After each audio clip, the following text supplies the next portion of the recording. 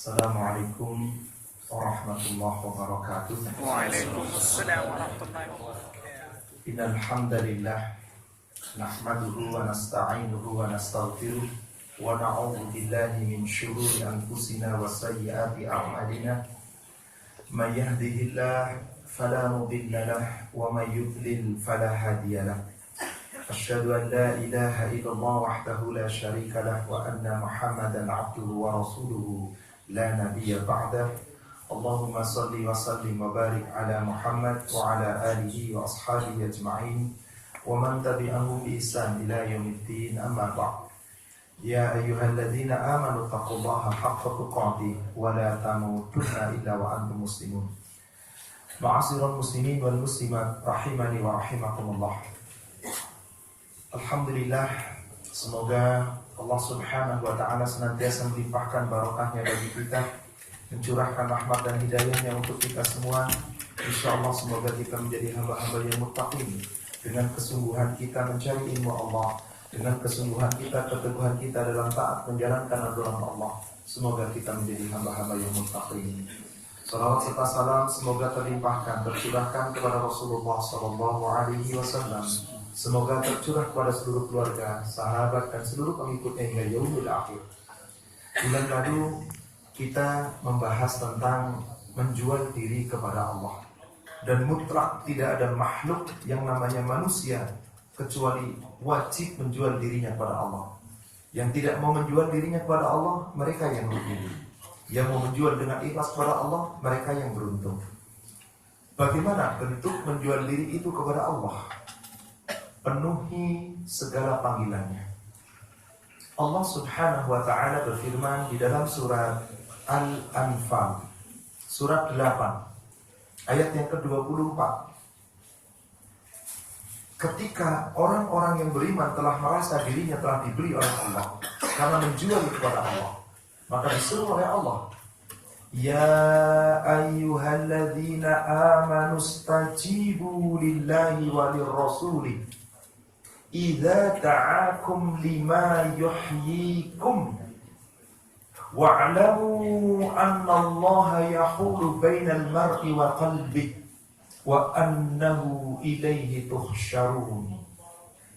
Wahai orang-orang yang beriman, penuhilah Allah dan Rasulnya. Idza da'akum lima yuhyikum, jika Allah dan Rasulmu menyerumu, memanggilmu, mengajakmu, memerintahkan kepadamu untuk kehidupanmu. Jika Allah menyeru kita, Allah melalui Rasulnya memerintahkan kepada kita, memanggil kita untuk ketaatan, ibadah, itu pasti untuk kehidupanmu. Lima yuhyikum, untuk kehidupanmu. Ketahuilah, sesungguhnya Allah membatasi seorang hamba yang telah beramal, berbuat, beramal apapun perbuatannya itu di dunia, wa qalbi, dengan hatinya. Maknanya adalah setiap hamba yang telah beramal pun belum tentu akan diterima amalnya jika tidak dilakukan sepenuh hatinya dengan ikhlas. Apalagi yang gak beramal, yang gak memenuhi panggilan Allah. Wa annahu ilaihi tuhsyarun, dan hanya kepadanya, kepada Allah kita semua pasti akan kembali. Kita berkumpul dan kita akan dimintai pertanggungjawaban. Berarti yang ikhlas memenuhi panggilan Allah dalam rangka menjual dirinya kepada Allah pasti beruntung. Jika tidak, maka rugi. Mari kita uraikan tentang makna dari ayat ini. Saya buatkan sebuah ilustrasi, Bapak Ibu jamaah sekalian. Bayangkan ketika Bapak diundang oleh seorang kawan, oleh seorang pimpinan, atau apapun, di mana ketika diundang itu disediakan makanan yang melimpah ruah, dan makanan itu adalah makanan-makanan lezat yang setiap makanan itu kita sukai. Pasti kita akan mungkin mencicipi seluruh makanan, bahkan akan menikmati hidangan itu satu persatu sampai kita kenyang. Kenapa kita mampu menikmati itu? Kenapa kita mau menikmatinya? Bahkan dengan ikhlas kita duduk di tempat ini, pindah lagi, bahkan ada yang sambil berdiri pun asik menikmatinya. Berjalan sambil ngobrol asik menikmatinya. Bahkan boleh jadi 1 jam, 1,5 jam tidak cukup waktu itu untuk menikmati makanan. Alasannya satu, karena dia sehat badannya. Bayangkan ketika kita sedang sakit, walaupun kita dirawat di sebuah tempat yang paling mahal, di ruangan yang paling indah di sebuah rumah sakit, Tapi saya yakin kita akan mengatakan ketika disuguhi makanan, tidak enak. Kenapa? Karena sakit. Maka orang yang sakit tidak akan mampu menikmati makanan kecuali 3 alternatif.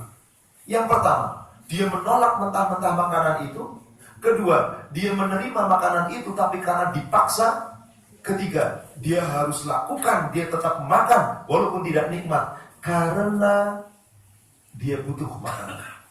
Dan saya yakin tidak ada orang yang akan ikhlas menikmati makanan ketika sakit walaupun makanan itu makanan yang paling disukainya. Itu gambaran fisik manusia ketika diberi hidangan makanan urusan dunia untuk tumbuhnya tubuh kita. Bukankah akidah kita, iman kita, hati kita juga butuh makanan? Apa itu makanan untuk hati kita, iman kita, akidah kita? Seluruh panggilan Allah itu makanan untuk kita, untuk kehidupan kita. Maka jika dipanggil oleh Allah, mari kita nikmati dengan lezat makanan itu. Mari kita tanya diri kita, bagaimana selama ini ketika kita dipanggil Allah untuk sholat, dipanggil oleh Allah untuk ta'allum, mencari ilmu, dipanggil oleh Allah untuk baca Quran, dipanggil oleh Allah untuk zakat, untuk haji, untuk puasa. Sudahkah kita betul-betul menikmati hidangan Allah itu? Bukan untuk Allah, untuk kita. Jika kita merasa telah nikmat dalam beramal ibadah dan kita ikhlas menjalankannya, insya Allah berarti hati kita sehat, akidah kita sehat. Tapi jika hati kita sakit, akidah kita sakit, ada 3 alternatif ketika kita diberi hidangan oleh Allah, yaitu dipanggil oleh Allah untuk ketaatan. 1, menolak mentah-mentah. Betapa banyak umat Islam mengaku dirinya beriman, mengaku dirinya takwa, bahkan mengklaim saya ini keturunan orang Islam, dari dahulu nenek moyang saya Islam, KTP saya Islam. Tapi dipanggil oleh Allah sholat, dia tinggalkan sholat. Dipanggil oleh Allah puasa, dia tinggalkan puasa. Dipanggil oleh Allah haji, dia tinggalkan haji. Lalu dengan enteng mengatakan saya belum dapat panggilan haji, saya belum mampu sholat, kan Allah tidak memaksa hamba, kan dalam ketaatan tidak ada paksaan. Lalu pakai dalil yang Quran dipakai, tetapi untuk dalilnya la ikraha fiddin, tidak ada paksaan dalam agama. Allah saja nggak maksa, kenapa Anda maksa saya? Berarti hatinya sakit parah. Yang ketika dipanggil oleh Allah menikmati hidangan Allah, dia menolak. Atau orang yang sakit alternatif kedua, dia mau memakannya karena dipaksa. Coba lihat anak-anak kita Pak, ketika subuh pagi hari dipaksa bangun atau ikhlas bangun sendiri? Allahu Akbar. Kadang-kadang berkali-kali Pak. Lalu bagaimana dengan kita? Apakah masih dipaksa? Nauzubillah. Sekurang-kurangnya bagi kita yang sakit hatinya ini, imannya ini, jangan sampai karena dipaksa, apalagi meninggalkan. Tapi mari kita lakukan, boleh jadi awalnya karena kebutuhan kita. Kalau kita sudah terbiasa menikmati kebutuhan kita, lama-lama insya Allah nikmat. Ketika kita mau menjalankan perintah Allah, kita nikmati apa yang Allah perintahkan, pasti Allah akan memberi keuntungan untuk kehidupanmu. Maka dikatakan di ayat tadi, di surat 8 ayat 24, idza da'akum lima yuhyikum, jika Allah dan Rasulmu memanggil kamu, itu untuk kehidupanmu. Pertanyaan saya Bapak Ibu jamaah sekalian, ada berapa kehidupan yang akan kita alami? Berapa kehidupan yang kita rasakan? Ada 4 kehidupan, 3 kita rasakan, yang 1 tidak. Pertama, kehidupan ruh, alam rahim. Ketika ruh kita ditiupkan oleh Allah ke dalam tubuh kita, lalu diambil perjanjian oleh Allah dengan ruh kita itu. Ketika Allah bertanya, alastu bi rabbikum? Qalu bala syahidna an taqulu yaumal qiyamah inna kunna 'anil hadza ghafilin. Artinya ada kehidupan di dalam ruh. Mana buktinya ada kehidupan di dalam ruh? Allah berfirman di dalam surat 32, surat As-Sajdah ayat 7 sampai dengan ayat yang ke-9. Alladzi ahsana kulla syai'in khalaqa wa bada'a khalqal insana min tin thumma ja'ala naslahu min sulalatin min ma'in mahin. Allah adalah zat yang telah menciptakan penciptaan yang sebaik-baiknya dan yang menciptakan manusia yang pertama dari tanah. Thumma ja'alna, kemudian dijadikanlah siapa? Kita manusia, anak keturunan dari Nabi Adam, min sulalatin min ma'in mahin, yaitu dari saripati air yang hina, yaitu sperma. Lalu sempurna tercipta di dalam rahim, Allah yang menciptakan, summa sawahu, lalu kami ciptakanlah bentuknya, kami sempurnakanlah tubuhnya di dalam rahim. Wa nafakha fihi min ruhi, kemudian Allah tiupkan ruh ciptaan Allah ke dalam tubuh kita. Saat ruh itu hendak ditiupkan oleh Allah ke dalam tubuh-tubuh kita, kita dimintai perjanjian oleh Allah. Di situ menandakan ada kehidupan alam ruh di dalam rahim, dan ruh kita ketika itu diminta persaksian kepada Allah. Surat Al-A'raf, surat 7, ayat 172. Wa id akhadha rabbuka min bani Adam min duhurihim dzurriyyatahum wa ashhadahum ala anfusihim. Ingat, ketika Allah mengambil perjanjian kepada seluruh anak keturunan Adam, ketika masih di dalam sulbi tulang mereka, yaitu ketika kita ada di dalam rahim ibu kita. Ketika Allah hendak tiupkan ruh kita, lalu Allah ambil perjanjian dengan ruh kita yang mau ditiupkan itu. Alastu bi rabbikum? Apakah engkau mau mengakui aku ini Rabbmu? Kita semua menjawab ketika masih di alam ruh di dalam rahim. Qalu bala syahidna. Qalu, mereka semua menjawab, yaitu kita semuanya menjawab, bala, benar engkau Rabb kami. Syahidna, kami bersumpah, kami bersaksi bahwa engkau adalah Rabb kami akan taat menjalankan aturanmu. Jadi ketika di dalam rahim ruh kita dipanggil oleh Allah untuk mengakui Allah, janji untuk taat, sudah mengatakan ya. Kenapa Allah sampaikan ayat ini? Di ujung ayatnya Allah firmankan, antaqulu yaumal qiyamah inna kunna anil hadza ghafilin. Agar kalian semua wahai manusia nanti pada hari kiamat tidak mungkir terhadap persaksian, tidak mengatakan sesungguhnya kami terhadap persaksian di dalam rahim ini kami lengah, kami lupa, kami lalai, nggak pernah sepertinya deh saya janji. Ada ayatnya, berarti benar telah janji. Lalu ada orang mengatakan, tapi ya Allah saya nggak pernah baca Quran. Kenapa Anda nggak baca Quran? Tapi saya baca Quran tapi nggak ngerti. Kenapa nggak mempelajari? Nggak ada yang ngajarin saya, kenapa nggak cari guru? Gurunya nggak ada yang mau, kenapa nggak cari yang lain? Tidak pernah akan ada alasan apapun. Karena manusia mencari ilmu dunia, dia mencari guru, bukan guru yang datang. Tapi untuk urusan akidah, panggilan Allah, guru datang saja nolak, padahal nggak bayar. Padahal itu yang akan membawa kehidupan kita yang paling sempurna. Itulah kehidupan yang pertama, alam ruh. Lalu kehidupan yang kedua, di mana itu sekarang? Lalu ada kehidupan ketiga, ada kehidupan keempat. Uraian tentang ini kita bisa lihat di surat Al-Abasa, surat 80, ayat yang ke-17 sampai dengan ayat 23. Allah Subhanahu wa taala berfirman, "Qutilal insanu ma akfarah." Celaka manusia. Apa yang menyebabkan kamu ingkar, kata Allah? Bukankah di rahim sudah berjanji, tapi ketika sudah jadi manusia, dewasa, sempurna, apa yang menyebabkan kamu ingkar? Celaka manusia telah ingkar kepada Allah. Min ayyi syai'in khalaqah, wahai manusia, lihat dirimu, dari apakah kamu diciptakan? Min nutfah, kalian diciptakan dari sperma, yang telah dijelaskan tadi antara lain di surat 32. Khalaqahu faqaddarah, dari sperma itu Allah ciptakanmu, lalu Allah bentuk kamu sempurna di dalam rahim. Begitu sudah lahir ke dunia, summas sabila yassarah, Allah berikan kita kehidupan di dunia, dimudahkan oleh Allah segala jalannya. Bayangkan Bapak bisa bekerja, Bapak bisa cari nafkah, bisa berkeluarga, bangun rumah, punya harta, punya kendaraan. Siapa yang memudahkan itu? Bukankah yang memberi tubuh kita itu adalah Allah? Summas sabila yassarah. Di dunia ini Allah telah beri kehidupan dan dimudahkan segala jalannya. Apakah kita tetap hidup?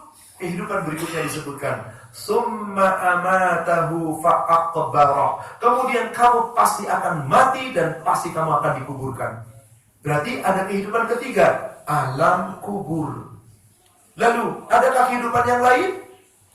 Summa amatahu fa'akbara. Sesudah kamu dikuburkan, sesudah mati dikuburkan, summa idza syaa ansyara. Kemudian jika Allah menghendaki, saatnya tiba terjadi hari berbangkit, idza syaa ansyara. Jika Allah telah menghendaki, kalian dibangkitkan.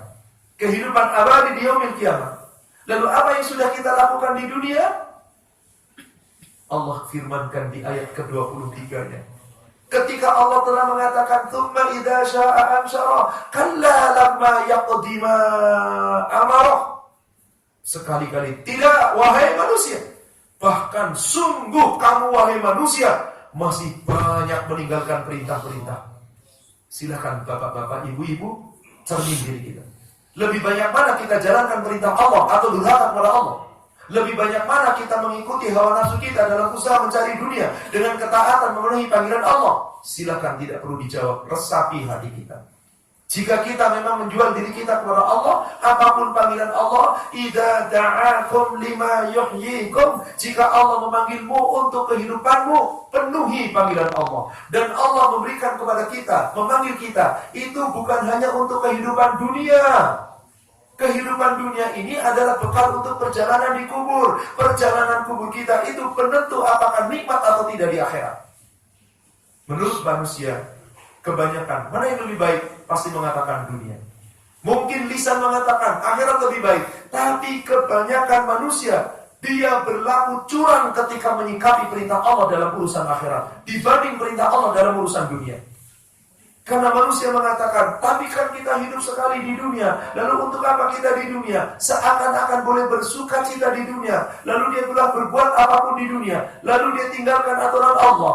Berarti orang ini belum menjual dirinya kepada Allah. Belum memenuhi perintah Allah. Belum menjalankan aturan-aturan Allah. Berarti belum sempurna akidahnya. Karena Allah memanggil kita, ada untuk kehidupan dunia, ada untuk kehidupan kubur, yaitu bekal untuk akhirat kita. Seluruh bekal yang akan kita bawa ke kubur sampai dibangkitkan di akhirat, itu perintah berkaitan dengan aturan-aturan Allah. Agama, akidah, ibadah. Tapi urusan mencari rizki, itu hanya kita nikmati di dunia, hanya untuk tubuh. Manusia disuruh kerja, betul Allah suruh kerja. Yang Allah firmankan di dalam surat At-Taubah, surat 9 ayat 105. Wa qul i'malu fasayarallahu 'amalakum. Dan katakanlah, bekerjalah kamu, niscaya Allah akan melihat pekerjaanmu. Wa rasuluhu wal mu'minun, dan juga Rasul akan menjadi saksi atas apa yang kamu kerjakan. Dan orang-orang beriman pun melihat apa yang telah kita kerjakan. Tapi ingat kata Allah, wasaturadduna ila alimil ghaibi wasyahada fayunabbi'ukum bima kuntum ta'malun. Allah, zat yang maha mengetahui yang gaib, yang maha mengetahui yang nyata, pasti nanti akan membangkitkan kamu dan akan memberitahukan kepadamu tentang apa yang kamu kerjakan di dunia ini. Anehnya manusia ketika dipanggil untuk kerja, dia gesit, dia sigap, tiap hari gak pernah mau terlambat, karena tahu terlambat itu pasti dapat sanksi. Tapi giliran sholat, diperintah untuk jamaah agar tidak terlambat. Yang penting saya sholat. Bahkan terkadang diulur waktunya, ditunda waktunya. Padahal di sisi Allah, salah satu amal yang paling utama, afdalul amal indallah as-salatu fi awalil waqtiha. Hadis sahih riwayat Imam Bukhari Muslim dari Abdullah bin Abbas. Seutama-utama amal yang sangat dicintai Allah adalah sholat awal waktu. Silakan Bapak pilih. Ketika makan siang, mendingan cepetan awal atau ditunda-tunda nanti. Demi Allah, kita jarang menunda makan kecuali terpaksa karena kesibukan kerja, urusan rapat, urusan bisnis. Tapi coba ketika kita dalam keadaan lapar, lalu disediakan hidangan, kita pilih duluan atau pilih nanti terakhir? Kenapa urusan sholat itu panggilan Allah, hayya 'alas shalah, hayya 'alal falah, lalu kita lalaikan? Padahal itu untuk kehidupanmu, bekal kuburmu, bekal akhiratmu. Sementara makan yang kita makan, ada manusia untuk makan siang saja. Hari ini ke sana, hari ini ke situ. Liburan kuliner ke negeri anu, ke tempat anu, ke pulau anu. Dia bisa kuliner untuk makanan badannya yang gak akan dibawa ke sampai yaumil kubur.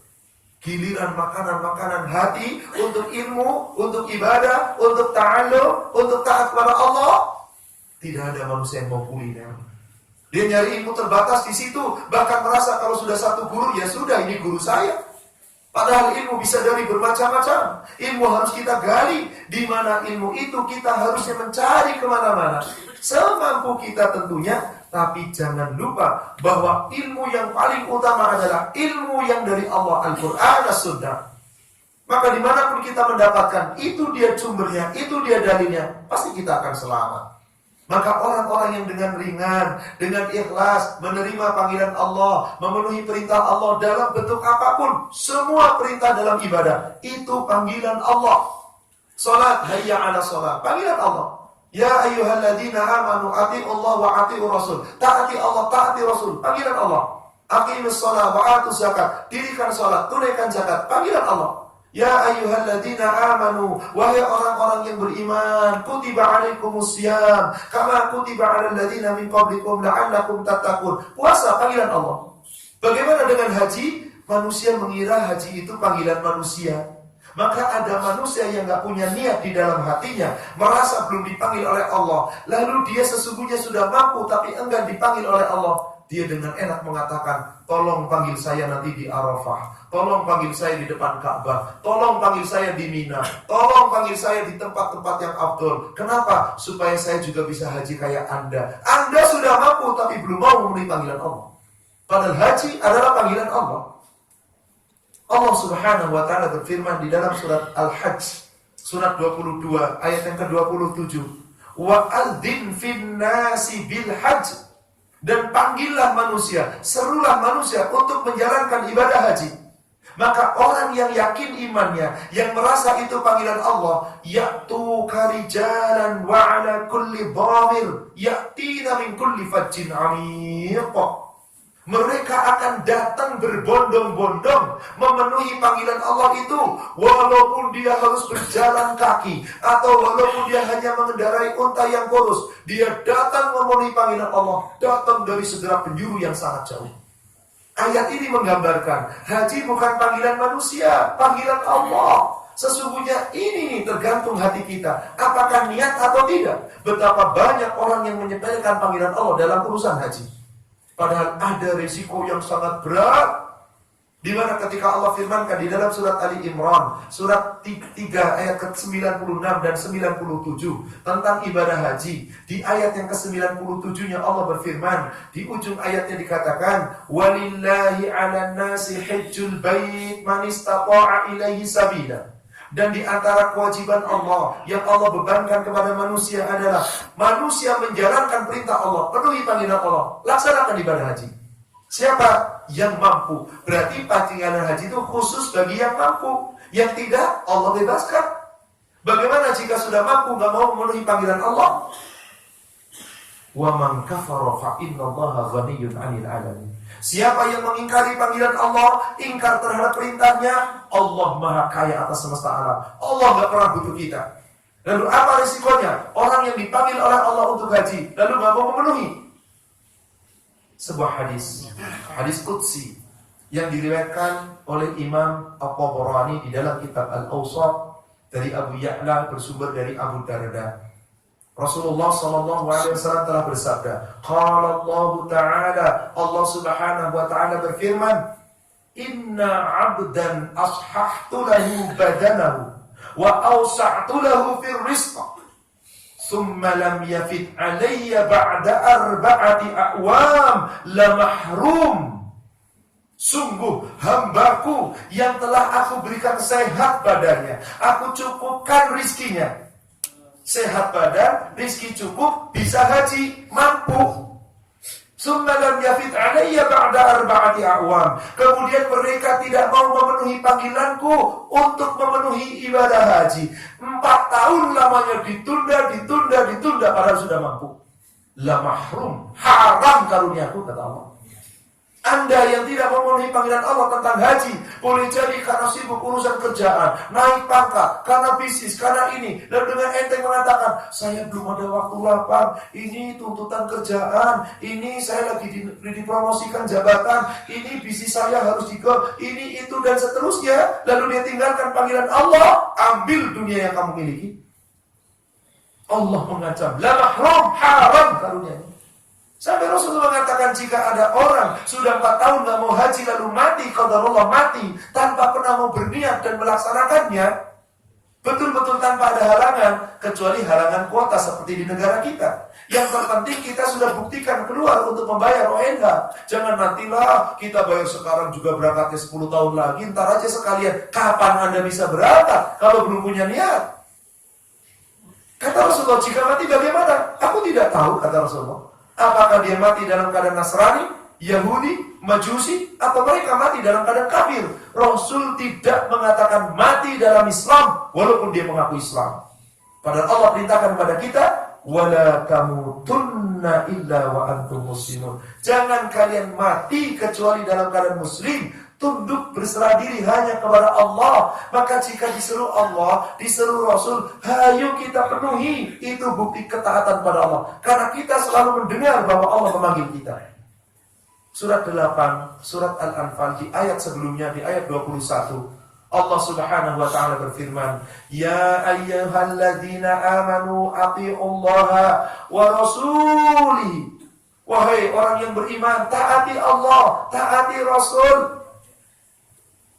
Faman tawallau anhu, jangan kamu memingkarinya, jangan kamu berpaling dari aturan Allah dan panggilan Allah dan Rasul. Wa antum tasma'un, sedang kamu mendengar.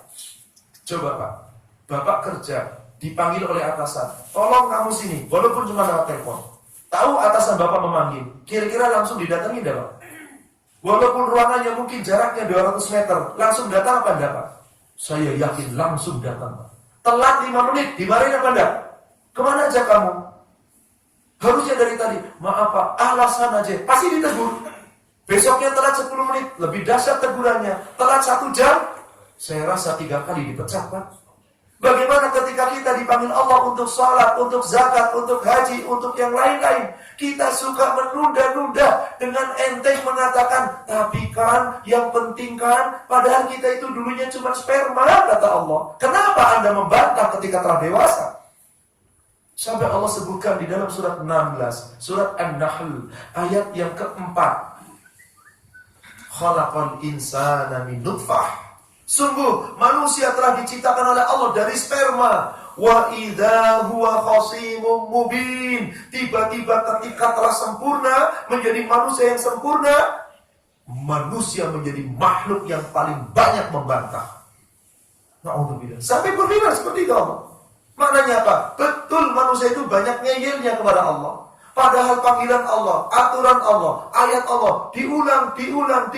Gak sekali 2 kali, berulang-ulang Pak. Tanda itu penting. Silakan periksa di dalam Al-Quran. Perintah sholat, berpuluh ayat. Perintah zakat, digandeng dengan sholat. Perintah itu diulang. Belum lagi aturan, hukum-hukum, larangan, perintah, larangan, yang halal, yang haram. Berulang-ulang Allah sampaikan. Sampai Allah sebutkan di dalam surat 18, surat Al-Kahfi ayat yang ke-54. Walaqad sarrafna fi hadzal Qur'an lin-nasi min kulli mathal. Sungguh Allah telah mengulang-ulang di dalam Al-Qur'an untuk manusia dari bermacam-macam perumpamaan, perintah, larangan, aturan, berucapan, diulang-ulang di dalam Al-Qur'an. Walakinna aktsaran nas syai'in jadala. Akan tetapi manusia adalah memang kebanyakan makhluk yang paling banyak membantah. Makhluk yang paling banyak membantah. Adakah malaikat membantah? Tidak ada. Adakah burung dan yang lainnya makhluk itu membantah? Tidak ada. Manusia makhluk yang paling banyak membantah. Bagaimana dengan jin? Itu makhluk yang lain. Gak usah kita bicara jin. Memang iblis adalah makhluk utama yang pertama kali membantah Allah. Tapi itu urusan mereka. Kita bukan jin, kita manusia. Pikirkan diri kita. Jangan kita membantah sebagaimana bantahannya jin, yang kemudian menjadi iblis laknatullah, yang diusir oleh Allah dari surga. Maka orang-orang yang suka membantah sebetulnya karena di dalam dirinya mengikuti hawa nafsu syaitan. Sampai Allah ibaratkan kepada kita untuk kita berpikir dengan akal kita. Surat 45, surat Al-Jasiyah ayat yang ke-23. Allah Subhanahu wa ta'ala mengajak kita berpikir. Afara'aita man ittakhadha ilahahu hawa. Apakah kalian tidak pernah memperhatikan? Pernahkah kalian melihat orang-orang yang mengikuti hawa nafsunya sebagai Tuhannya? Jadi harusnya kita ikuti seruan Allah, ilah kita, tapi hawa nafsu kita. Dipanggil Allah untuk taat, dia malah ngikutin hawa nafsu. Dipanggil Allah untuk sholat, malah nyari yang lain. Dipanggil Allah untuk ibadah, malah mengikuti ketetapan hati. yang tidak tunduk pada aturan Allah. Allah perintah kita berpikir. Pernahkah kamu melihat orang yang mengikuti Tuhannya sebagai hawa nafsunya? Hawa nafsunya sebagai Tuhannya? Kalau ada orang seperti itu, fa'adallahu Allahu ala ilmin, Allah akan biarkan sesat sepengetahuan Allah. Wa khatama ala sam'ihi wa qalbihi wa ja'ala ala basarihi ghishawa. Allah akan jadikan tutupan di telinganya, Allah akan tutup hatinya, Allah akan jadikan penglihatannya ditutup seperti orang hidup tapi tuli, buta, mati hati. Kalau sudah seperti itu, Allah bertanya, "Faman yahdihi min ba'dillah?" Kalau kamu sudah sesat, lalu dibiarkan oleh Allah sesat, padahal Allah tahu kamu sesat, siapa yang bisa memberikan kepadamu petunjuk selain Allah? Ayat itu cuma ditutup dengan satu pertanyaan. Afala tadzakarun? Apakah kamu tidak berpikir? Apa kamu tidak mau mengambil pelajaran? Jangan-jangan kita orangnya yang sedang baca ayat itu, yang suka mengikuti hawa nafsu, yang gak turut terhadap panggilan Allah, yang tidak mau mengikuti seruan Allah. Padahal setiap Allah menyeru untuk kehidupanmu, kenikmatanmu di dunia, kenikmatanmu di kubur, kenikmatanmu di akhirat. Kenikmatan kita akhirat tergantung kenikmatan perjalanan kita di kubur. Kenikmatan kita di kubur tergantung kehidupan kita di dunia. Kehidupan kita di dunia bukan tergantung kehidupan alam rahim, tapi tergantung amal perbuatan kita masing-masing. Yang selalu mengikuti aturan Allah, tunduk terhadap seruan Allah, pasti kita akan dibayar oleh Allah dengan bayaran yang lebih tinggi, yaitu surga. Tapi yang tidak, mereka yang akan mengambil resiko. Maka sebagai orang yang imannya benar, imannya hak, jika diseru Allah, dipanggil Allah, ikut aturan Allah, aturan Rasul, untuk menetapkan suatu ketetapan dalam urusan hukum-hukum agama, orang yang merasa telah dipanggil oleh Allah, tidak menjawab kata-kata yang lain, tidak sebagai orang-orang ahli kitab, Yahudi dan Nasrani, sami'na wa asaina, kami mendengar lalu kami mengkhianati. Jawaban orang beriman adalah sami'na wa ata'na. Allah beberkan di dalam surat An-Nur, surat 24, ayat yang ke-51. Innama kana qaulal mu'minin, sesungguhnya hanyalah perkataan orang-orang yang benar-benar beriman, idza du'u ilallahi wa rasul, apabila diseru supaya mengikuti Allah dan Rasul, liyahkuma bainahum, dalam menetapkan hukum di antara mereka, yaitu hukum dalam urusan ibadahmu, yang untuk bekal kehidupan kuburmu dan kehidupan akhiratmu.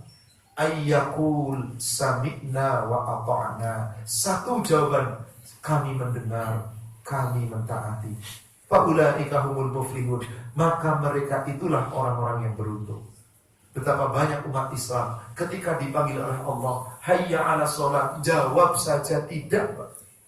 Padahal perintah jawab adzan ada. Siapa yang menjawab adzan, lalu kemudian sesudah itu mengucapkan sholawat atas Nabi, kemudian sesudah itu berdoa sesudah adzan, lalu kita berikrar, Rasulullah berikan jaminan, Allah berikan jaminan melalui lidah Rasulnya, hal lahu syafa'ah, kami akan berikan baginya syafaat, ampunan dari Allah, syafaat dari Rasul. Bukankah kita sangat membutuhkan cinta kepada Allah dan Rasul? Bukan sekedar lisan, tapi mari buktikan dengan apa? Amal. Jangan kita sebaliknya beramal dengan sesuka hati kita, hawa nafsu yang kita ikuti. Dengan mengikuti kejahatan kita, hawa nafsu kita, boleh jadi kita sukses di dunia, boleh jadi kita merasa bangga di dunia. Padahal semua yang ada itu bukan dari siapa-siapa, dari Allah. Ma'asyiral muslimin wal muslimat rahimani rahimakumullah. Coba perhatikan, kenapa kita bisa hidup? Tadi di surat Abasa ayat yang ke-17 sampai 23 dikatakan, karena Allah yang menciptakan. Prosesnya mulai dari rahim, kehidupan, kubur, kemudian mati, dibangkitkan. Lalu apa yang menyebabkan kita bisa hidup di dunia ini? Perhatikan kembali di surat Abasa, surat 80, mulai ayat 24 sampai ayat yang ke-32. Allah Subhanahu wa taala berfirman, "Falyanzuril insan." Hendaklah setiap manusia memperhatikan ala ta'am, apa yang kamu makan. Dari mana makananmu, kata Allah?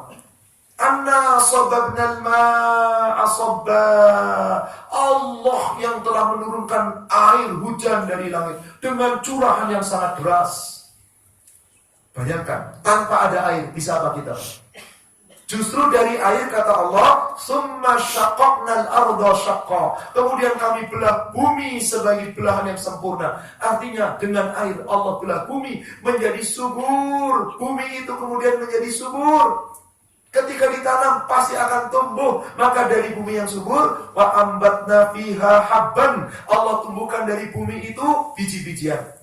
Wa inaba wa qadba. Allah tumbuhkan pula anggur dan sayur-mayuran, buah-buahan. Wa zaituna wa nahla. Allah tumbuhkan pula zaitun dan Allah tumbuhkan kurma. Wa hadaiqa hulba. Dan juga ditumbuhkan oleh Allah sayur-mayuran, ditumbuhkan oleh Allah buah-buahan, ditumbuhkan oleh Allah tumbuhan pohon-pohonan. Wa hadaiqa hulba. Dan pohon-pohon yang rindang dan rumput-rumputan. Siapa itu yang menciptakan? Untuk siapa itu semua? Mata'an lakum wa li'an'amikum. Itu semua untuk kamu, wahai manusia, untuk kenikmatanmu, dan itu semua untuk binatang ternakmu. Allah gak ngambil apa-apa. Allah cuma minta haknya. Taati, ibadah, penuhi panggilan Allah. Jika kamu mau, diberi melimpah ruah oleh Allah. Jika tidak, dunia yang kamu kuasai demi Allah tidak akan ada gunanya. Wa ma yughni anhu maluhu idza taradda. Tidak ada gunanya kekayaan dan kedudukan yang kamu miliki jika kamu telah mati dikubur di alam kubur. Ma'asyiral muslimin, sungguh ayat-ayat tadi seharusnya mengingatkan kita. Kita nggak pernah bisa hidup kecuali Allah yang telah menciptakan.